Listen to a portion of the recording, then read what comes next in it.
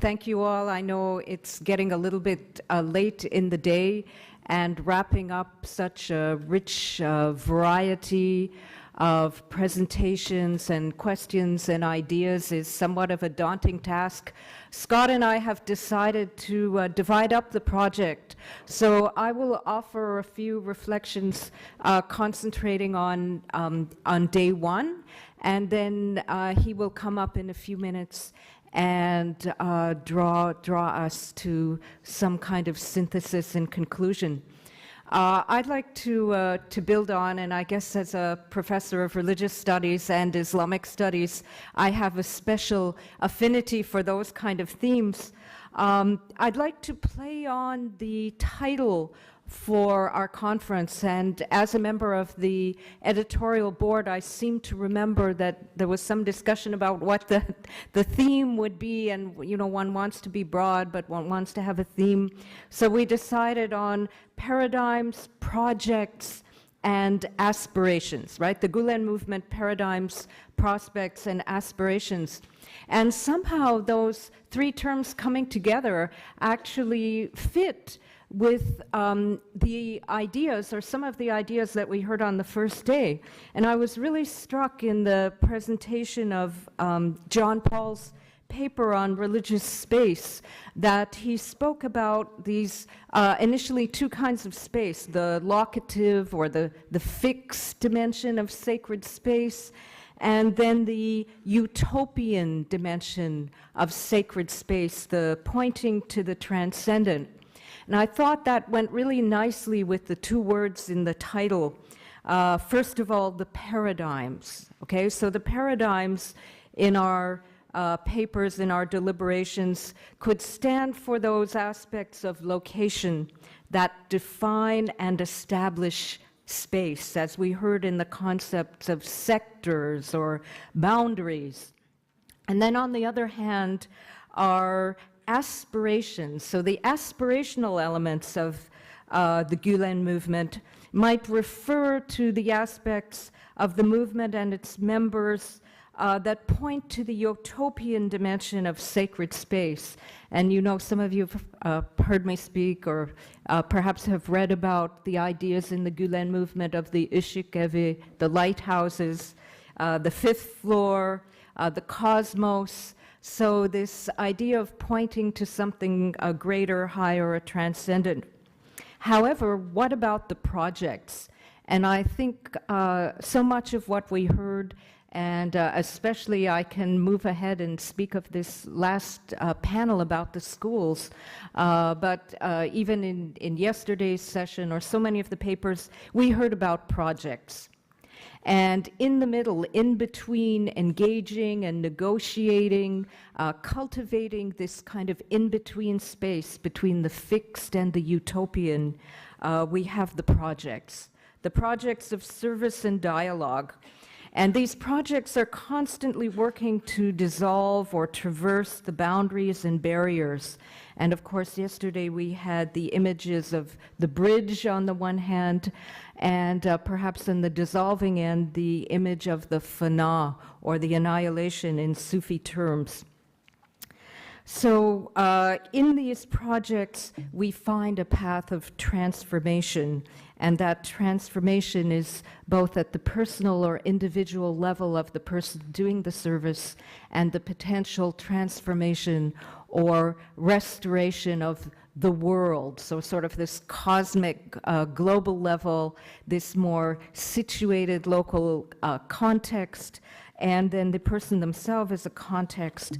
We heard of the worship or servant who is performing the service, the ibadah or the hizmet, in our opening paper from Tom Michel, and how that person is transformed or self-reformed, as we heard in Margaret Rausch's paper, even as he or she strives to make the world and society a better place. So we had in our panel on spirituality 3 papers that almost represented a Sufi itinerary of stages and states, from worship to forgiveness and mercy to the love that leads to annihilation. And of course, in the Noor and the Gulen movement, we kind of take that Sufi itinerary from the Fana fi Rasul and Fana fillah to the stage of the Fana fil Ikhwan, the annihilation in the community, the brotherhood, the sisterhood. But of course, that community is an ever-widening circle, and a number of our papers alluded to that. You know, it's not a tariqa or even a jamaat, or even maybe a harakat, but it's something that's always trying to dissolve or break through and be more inclusive, the entire human family. And some of you have heard the map story that Fethullah Gulen, Hoja Effendi, at one point very early on had a map on the wall of his dormitory, and it was a map of Turkey. And then later on he had it replaced with a map of the world. But even that was too limited, and finally it was kind of a view from space, or a kind of cosmic view, so that ever reaching towards the horizons, which reminds me of the Quranic ayah, which refers to the signs of God being on the horizon and in yourself.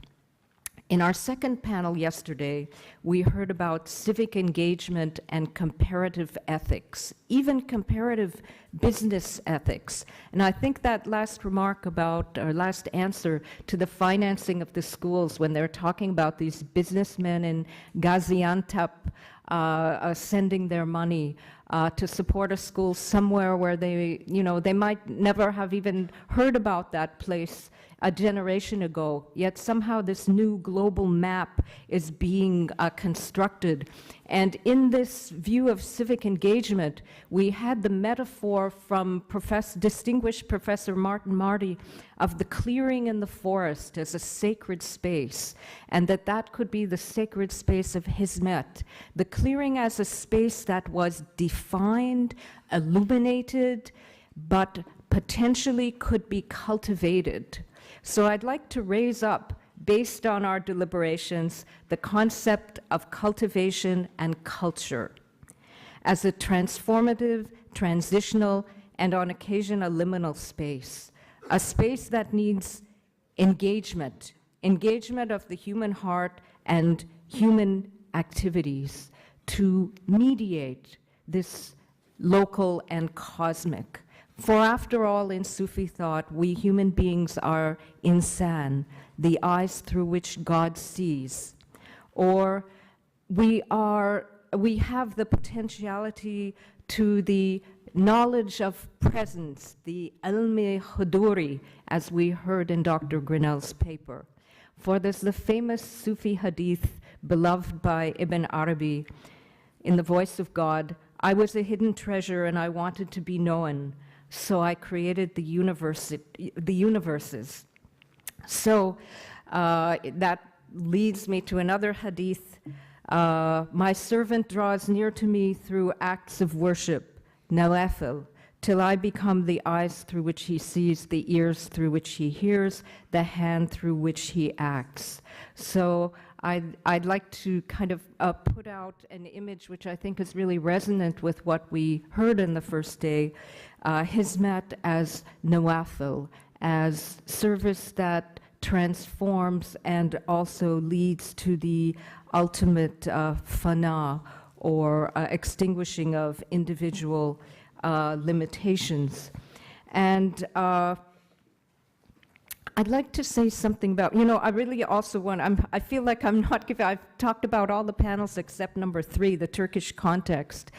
And that was also very important in giving us a historical movement from the Khalidiyya to the Noor, the Hizmet movements, as being both utopian but really situated in a kind of material, you know, a particular group of people having particular needs and interests at the same time. So again, this kind of local, aspirational element. And then the two rather, you know, in a way maybe edgy papers about boundaries or the threat of the other or the court case, and how that, how those challenges were being met. And I'd like to invoke the remark of the panel chair, Professor Pape, who said that it was really at the level of the grassroots movements that one found a space for asserting civil liberties. And I think that image is also about the potential space to be cultivated through real projects and real people. So finally, as sort of moving towards a concluding reflection, I'd like to comment on some of the beauty, not only the beauty of those who have joined us, who have made us this temporary community, but really the extraordinary work that was done by the designers and the artists and the volunteers of Niagara and the Chicago community. The design of these banners or the little conference booklet that we got with these pictures. I mean, so much care was taken and so much talent was expended on the hospitality and design of this conference. It reminds me of the term ihsan, doing something good and doing something beautifully. And I think our hosts have really tried to embody that in their efforts to please and welcome us. So I really can't compete with, oh yeah, give them a hand. Thank you.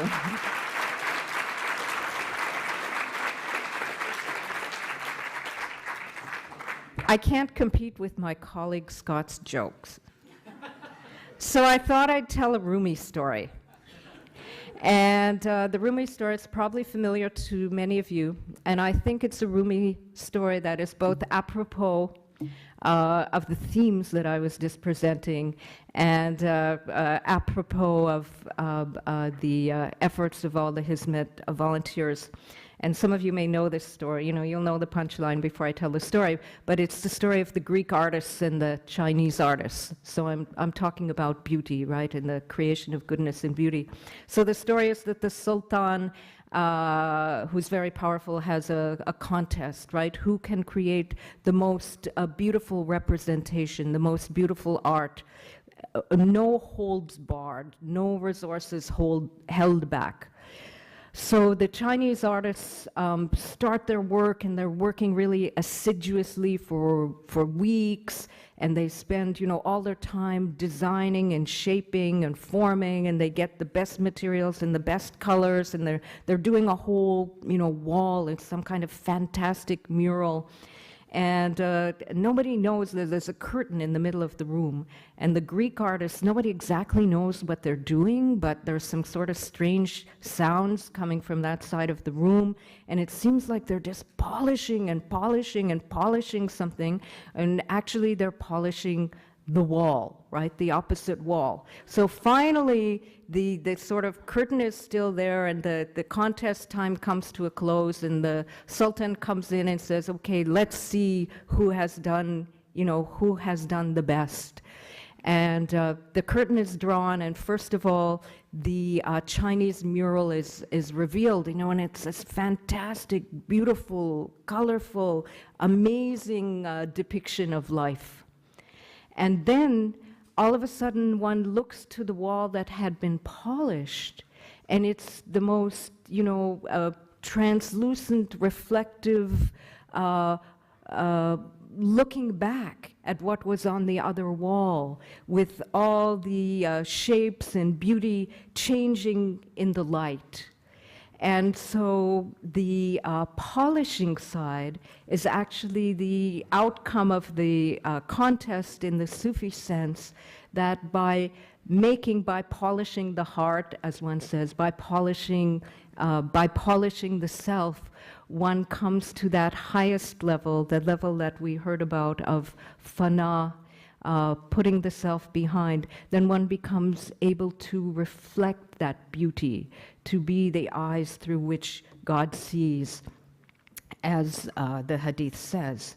So our hosts have outdone themselves in preparing a conference that was intellectually stimulating and rigorous, that was enjoyable to the senses and aesthetically pleasing, and that ultimately fulfills their goal of the cultivation of goodness and the polishing of the heart. Thank you.